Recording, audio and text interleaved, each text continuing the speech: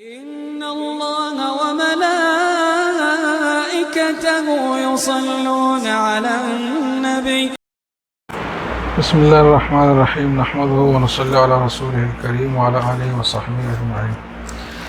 ناظرین، آج پارہ نمبر 16 کا خلاصہ پیش خدمت ہے۔ اس پارے کے ابتدا میں تو حضرت موسیٰ اور خضر علیہ السلام کے قصے کا بقیہ حصہ مذکور ہے، جس کی تفصیل کل آ چکی تھی۔ اس کے بعد ذوالقرنین کا قصہ ہے۔ ذوالقرنین کی شخصیت میں مفسرین کا اختلاف ہے، اور صحیح بات یہ ہے کہ کوئی حتمی بات اس حوالے سے نہیں ہے کہ اس کا مصداق جو ہے نا تاریخی شخصیات میں کون گزرا ہے، یہ ابھی تک کا نامعلوم ہے۔ صحیح بات یہ ہے، بعض حضرات نے سکندر مقدونی کو ذوالقرنین قرار دیا ہے، لیکن یہ مشکل ہے، اس لیے کہ یہ کافر آدمی تھا، خوف خدا سے خالی تھا، اور قرآن میں جس ذوالقرنین کا ذکر ہے تو وہ اللہ پر ایمان رکھنے والا تھا اور اللہ سے مانگنے والا تھا، صرف وسائل اور اسباب پر اعتماد کرنے والا نہیں تھا، تو اس وجہ سے وہ اس کا مصداق نہیں ہو سکتے۔ بعض حضرات نے اور کئی لوگوں کا ذکر کیا ہے، لیکن شخصیت کا تعین بظاہر مشکل ہے اس حوالے سے، لیکن اس سے کوئی پرابلم بھی نہیں ہے، اس لیے کہ اس مقام میں جو سبق ہے، جو نصیحت ہے، وہ اس شخصیت کے تعین پر قطعی طور پر موقوف نہیں ہے، اور ویسے بھی قرآن کا مقصود تاریخی جو تفصیلات ہے اور جزیات ہے وہ بتانا قرآن کا مقصود بذات خود نہیں ہے، بلکہ مقصود اس قصے سے، اس واقعہ سے پیدا ہونے والی جو عبرت اور نصیحت ہوتی ہے، وہ مقصود ہوتی ہے کہ جو قرآن کے قارئین ہیں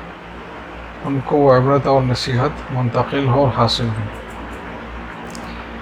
تو ذوالقرنین کے قصے میں جو بات مد نظر ہے، جو حکمت ہے، وہ یہ ہے کہ ذوالقرنین کو اللہ تعالیٰ نے مادی قوت بھی عطا کی تھی اور روحانی اور ایمانی طاقت بھی اس کو حاصل تھی، اور اس کی فتوحات کا دائرہ بہت وسیع تھا۔ ایک طرف مشرق کے آخری کنارے پہنچے، دوسری طرف مغرب کے انتہائی سرے تک وہ پہنچ گئے تھے۔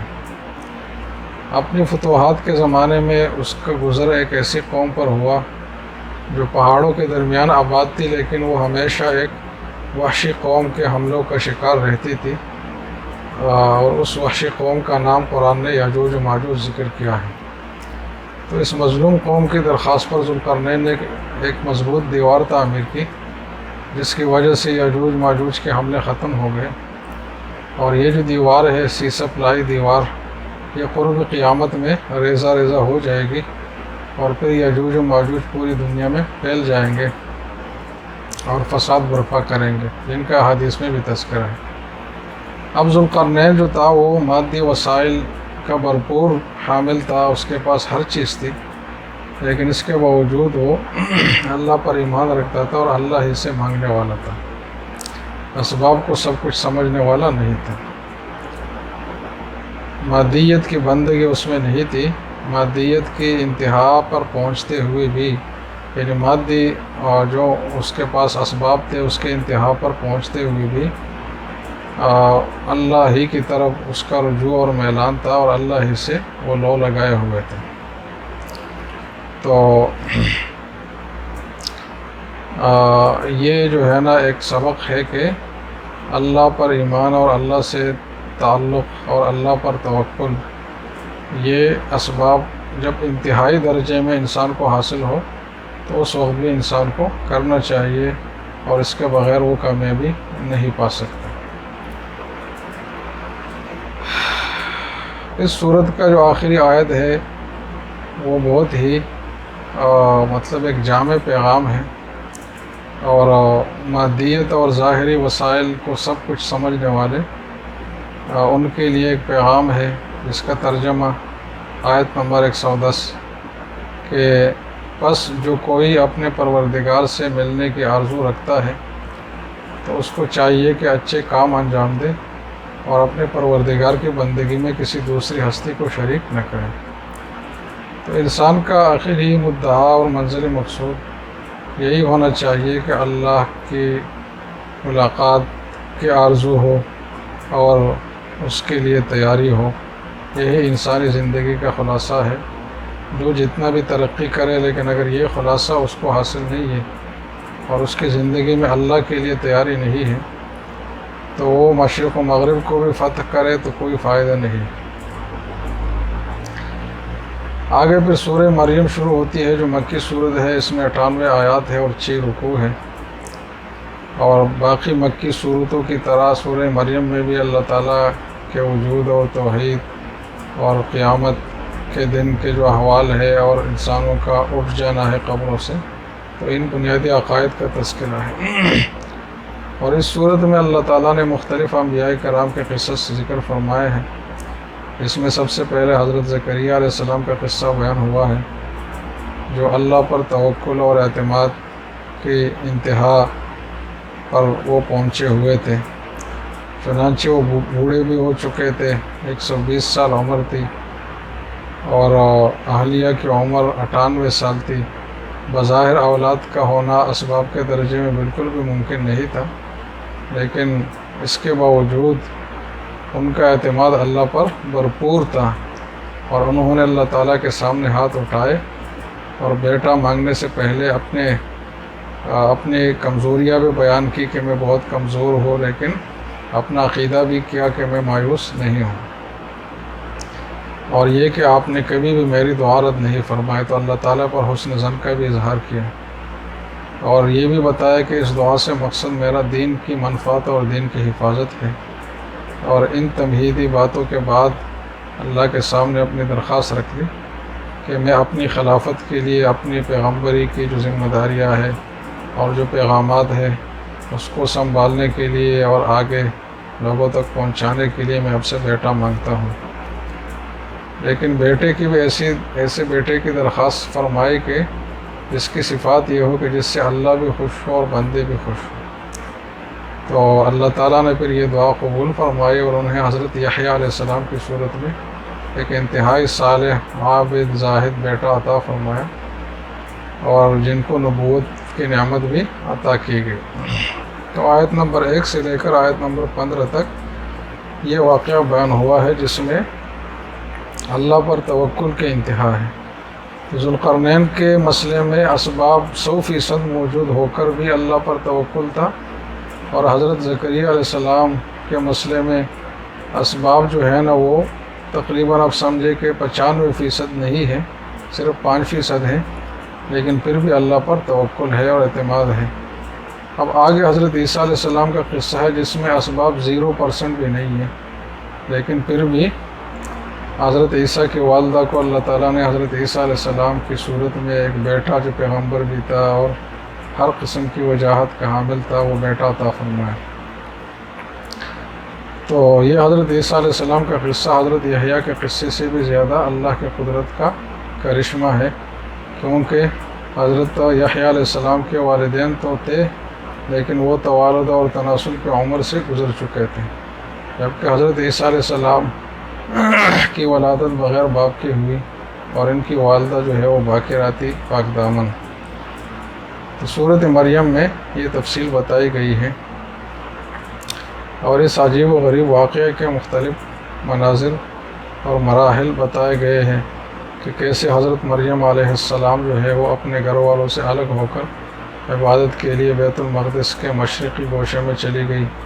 اور پھر کیسے جبریل امین ان کے پاس آئے اور ان کے گریبان میں جو ہے نا وہ پھونکا، اور اس سے انہیں حمل ٹیر گیا، اور پھر ان پر حزن و ملال کی بہت شدید کیفیت طاری ہوئی کہ لوگ تہمتیں لگائیں گے، اور پھر ولادت کے بعد بچے کو اٹھائے ہوئے جب قوم کے پاس آئی تو پھر یہودیوں کی زبانیں کھل گئی اور وہ باندھ کی بولیاں بولنے لگے۔ تو حضرت مریم علیہ السلام نے اللہ کے حکم سے بیٹے کی طرف اشارہ کیا، تو ماں کی گود میں جو لیٹا ہوا بیٹا تھا چند ہی گھنٹوں کا وہ بولنے لگا، اور اس کی زبان سے سب سے پہلا جو کلمہ نکلا وہ یہ تھا کہ انی عبد اللہ، کہ میں اللہ کا بندہ ہوں۔ تو اس دنیائے رنگ و بو میں قدم رکھنے کے بعد زندگی کے اس موڑ پر جب ابھی بولنے کی عمر نہیں تھی، معجزانہ انداز میں اب بولے، تو سب سے پہلے جو جملہ بولا وہ ایسا کلمہ تھا جو حضرت عیسیٰ علیہ السلام کے بارے میں عیسائیوں کے جو عقائد ہے اور جو غالی لوگوں کی گڑی ہوئی باتیں ہیں اور جو شرکیہ باتیں ہیں ان تمام باتوں کی عمارت دڑام سے گر جاتی ہے اس ایک جملے سے جو حضرت عیسیٰ علیہ السلام نے پیدائش پر ہی جملہ ادا فرمایا تھا۔ اور پھر اپنے 6 اعزازات بھی بیان کیے ہیں کہ مجھے یہ اعزازات اللہ نے دیے ہیں کہ میں اللہ کا بندہ ہوں،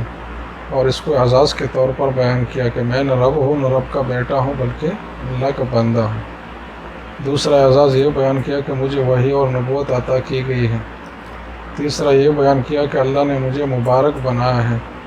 میرا وجود ہر جگہ بھی جہاں بھی ہوگا تو اس کے ساتھ برکتیں لپٹی ہوئی ہوں گی، اور لوگوں کے لیے میں رحمت اور برکت کا باعث ہوں گا۔ چوتھا یہ کہ مجھے دوسرے انبیاء کی طرح شرعی امور اور عبادات کا بھی مکلف بنایا گیا ہے، جس میں نماز، روزہ اور زکوٰۃ کا انہوں نے تذکرہ فرمایا ہے۔ اور پانچویں بات یہ تھی کہ اپنے والدہ کا فرمان بردار اور عزیز اور اقارب کا خدمتگار ہوں گا میں، اور یہ کہ میری طبیعت میں تواضع ہے، کبر اور غرور نہیں ہے۔ اور چھٹی فضیلت اپنی یہ بیان کی کہ مجھے دنیا اور آخرت میں امن اور سلامتی کی خوشخبری سنائی گئی ہے۔ اب حضرت عیسیٰ علیہ السلام کی یہ جو اعجاز والی شان اور پیدائش تھی، یہ یہود اور نصارہ دونوں کے درمیان اختلاف کا باعث بن گئی، کوئی بھی صحیح حقیقت تک نہیں پہنچا۔ عیسائیوں نے انہیں ابن اللہ، اللہ کا بیٹا قرار دیا، تو یہودیوں نے ان کو جو ہے نا ابن الزنا کہا، معاذ اللہ۔ پھر آگے حضرت ابراہیم علیہ السلام کا قصہ ہے، جس میں یہ ہے کہ دعوت کا اسلوب کیسے ہونا چاہیے ایک داعی کے لیے۔ تو جیسے کہ قرآن میں جگہ جگہ حضرت ابراہیم علیہ السلام کے اوصاف میں ان کے حلم اور بردباری اور حکمت اور دردمندی اور ہوشیاری اور دور رسی کا تذکرہ ہے، تو ان صفات کا یہاں ایک جھلک دکھایا گیا ہے کہ کس طریقے سے انہوں نے اپنے قوم کو اور اپنے مشرک والد کو ڈیل کیا، اور کیسے انہوں نے مشکلات میں استقامت عطا کی، جس کی وجہ سے ان پر پھر رحمتوں کی بارش گویا کہ نازل ہوئی۔ ان کی نسل میں انبیاء اور صلحاء اور بہت بڑی امت پیدا ہوئی، اور رسول اللہ صلی اللہ علیہ وسلم بھی انہی کے نسل سے ہیں۔ تو حضرت ابراہیم علیہ السلام کی دعوت کی جو ابتدا ہے وہ اپنے والد سے ہی ہوئی، کیونکہ جیسے انہوں نے شعور کی آنکھیں کھولی تو اپنے والد کو دیکھا کہ وہ بت پرستی میں مبتلا ہے، تو آپ نے دعوت اور اصلاح کا آغاز جو ہے وہ اپنے گھر ہی سے کیا، اور اپنے والد کو نرمی اور محبت سے سمجھانے کی کوشش کی، اور مشرک ہونے کے باوجود انہوں نے اپنے والد کے ادب کا ملحوظ ادب جو ہے نا وہ ملحوظ رکھا، اور اپنے والد کے مشرک ہونے کے باوجود جو ہے کوئی ایسے جملہ نہیں بولا جو ان کے شان کے خلاف ہو، لیکن ان کے والد نے جو ہے نا کوئی اچھا مثبت پیغام اور جواب نہیں دیا، بلکہ وہ دم کے اوپر اتر آیا اور یہ کہنے لگا کہ جیسے کہ آیت نمبر 46 میں ہے کہ اگر تم بتوں کو برا بلا کہنے سے باز نہیں آتے تو میں تمہیں سمسار کروں گا، اور میں جو ہے نا ایک طویل زمانے تک آپ مجھ سے الگ ہوں، مجھے چھوڑ لو۔ حضرت ابراہیم علیہ السلام نے ایک طویل زمانے تک دعوت چلائی، لیکن نہ ان کے والد جو ہے راہ راست پر آئے اور نہ ان کے قوم کی سمجھ میں بات آئی، تو پھر آپ نے اللہ کی رضا کی خاطر جو ہے اپنے وطن یعنی عراق سے ہجرت کی شام کی طرف، اور اپنے قوم اور خاندان کو چھوڑنے کا فیصلہ کیا، جس کا صلہ اور بدلہ اللہ نے یہ دیا کہ حضرت اسماعیل اور حضرت اسحاق اور حضرت یعقوب علیہ السلام کی صورت میں ان کو ایسے بیٹے اور غمخوار اور ہمدرد عطا کیے گئے جو ان کی قوم سے اور عزیز و اقارب سے کہیں اچھے تھے۔ اس کے بعد پھر حضرت موسیٰ، حضرت ہارون، حضرت اسماعیل، حضرت ادریس، ان حضرات کا تذکرہ ہے، اور ان کو بتایا گیا ہے کہ ان انبیاء نے اپنی دعوت چلائی، لیکن ان کے جانشین ایسے لوگ ہوئے جنہوں نے نمازیں ضائع کی اور خواہشات اور شہوت کی بندگی کا راستہ جو ہے وہ اختیار کر لیا۔ پھر آگے جاتے جاتے نیک لوگوں کے لیے ایک فارمولہ گویا کہ بتایا گیا ہے، سیجعل لهم الرحمن ودا، کہ اللہ تعالیٰ ان کی محبت انسانوں کے دلوں میں پیدا فرما رہتے ہیں۔ اور یہ ایک صحیح روایت میں ہے، رسول اللہ صلی اللہ علیہ وسلم کا فرمان ہے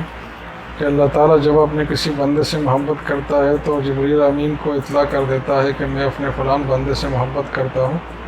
تم بھی اس سے محبت کرو۔ پھر جبریل اس سے محبت کرنے لگتا ہے، اس کے بعد پھر آسمانوں میں اعلان ہوتا ہے تو آسمانوں کے فرشتے محبت شروع کرنے لگتے ہیں، اور پھر زمین والوں کے دلوں میں یہ محبت اور قبولیت اس شخص کی اتری جاتی ہے، اور دلوں میں محبوبیت زمین میں بھی اس کو نصیب ہوتی ہے۔ اور اس کے برعکس جب اللہ تعالیٰ کسی بندے سے ناراض ہوتے ہیں تو حضرت جبریل علیہ السلام کو اطلاع کرتے ہیں، وہ نفرت کرنے لگتے ہیں، پھر سارے آسمان والے کرتے ہیں، پھر زمین والوں میں بھی یہ اثر منتقل ہوتا ہے اور اس سے نفرت شروع کر لیتے ہیں۔ آگے سورہ طٰہٰ ہے، یہ مکی سورت ہے اور اس میں 135 آیات ہے اور 8 رکوع ہے، اور یہ جیسے کہ ترتیب قرآنی میں ہے تو ترتیب نزولی میں بھی ایسا ہے کہ سورہ طٰہٰ جو ہے یہ سورہ مریم کے بعد نازل ہوئی ہے، اور دونوں صورتوں کا مضمون بھی تقریباً بہت واضح آپس میں مناسبت رکھتی ہے۔ حضرت موسیٰ علیہ السلام کا قصہ جو کہ سورہ مریم میں اجمالی طور پر تھا تو سورہ طٰہٰ میں بہت تفصیل کے ساتھ ہے۔ وہاں حضرت آدم کا صرف نام آیا تھا، یہاں ان کا واقعہ بھی کچھ وضاحت کے ساتھ ہے۔ اس صورت میں بھی اصول دین اور بنیادی عقائد کی بحث کی گئی ہے، اور اس میں حضرت موسیٰ علیہ السلام کے قصے کو بہت تفصیل سے ذکر کیا گیا ہے، لیکن اس قصے میں وہ ترتیب نہیں ہے جو معروضی دنیا میں جو ترتیب رہی کہ پہلے جو ہوا، تو غیر مرتب طور پر یہ قصہ مذکور ہے، کیونکہ قرآن کا مقصد قصہ بتانا نہیں ہوتا بلکہ اس سے اسباق اور ان اسباق کی جو اہمیت ہے اس حوالے سے ٹکڑے ذکر کیے جاتے ہیں، اور ساتھ یہ ہے کہ تفنن کے لیے اور ایک قسم کے تنوع پیدا کرنے کے لیے بھی انداز میں رد و بدل کیا جاتا رہتا ہے، تو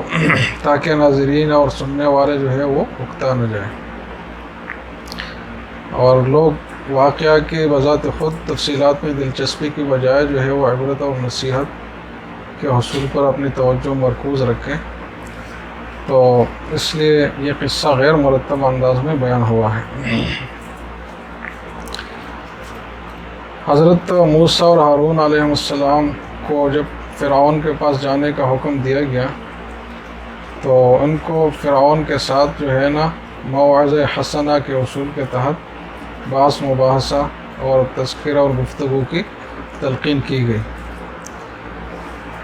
لیکن انہوں نے جب اس مثبت انداز میں بات شروع کی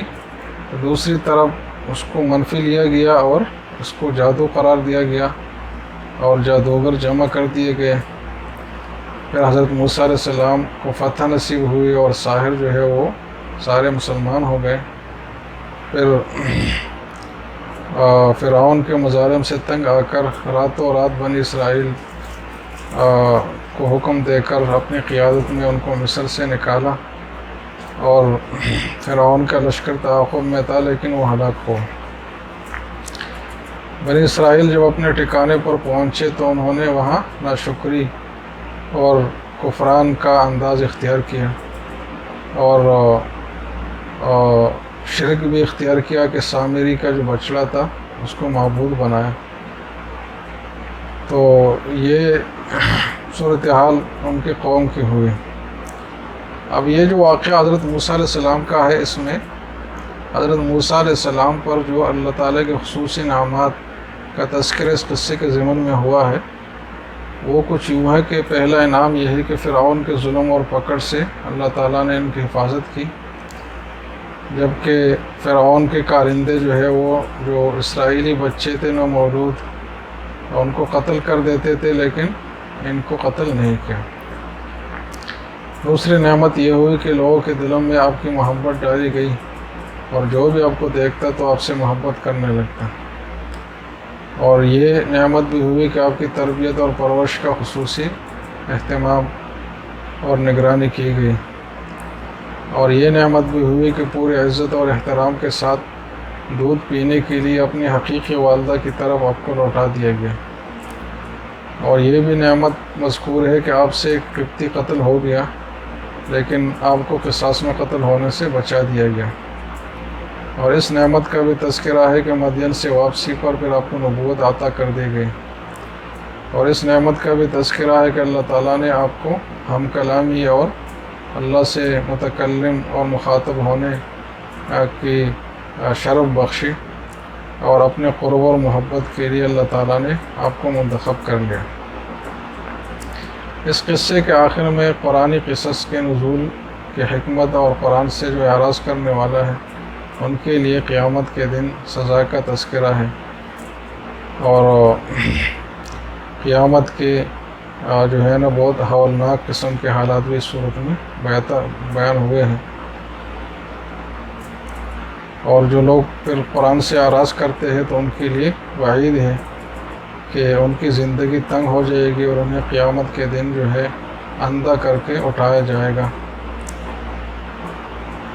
اور آخر آیت میں رسول اللہ صلی اللہ علیہ وسلم کو حکم دیا گیا ہے کہ آپ اپنے جو معاندین مخالفین ہیں، عناد رکھنے والے، ان سے کہیں،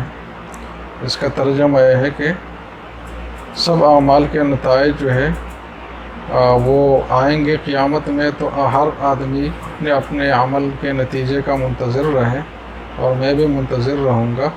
عن قریب تمہیں معلوم ہو جائے گا کہ سیدھی راستے پر چلنے والا کون ہے اور گمراہی میں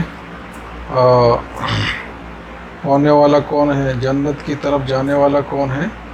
اور جہنم کی طرف جانے والا کون ہے۔ تو ایک آخری چیلنج کے انداز میں جو ہے نا دعوت بھی ہے اور چیلنج بھی ہے، تو آخری صورت میں یہ پیغام، آیت میں یہ پیغام دیا گیا ہے۔ اللہ تعالیٰ ہم سب کو عمل کی توفیق عطا فرمائے۔ والسلام علیکم ورحمۃ اللہ وبرکاتہ۔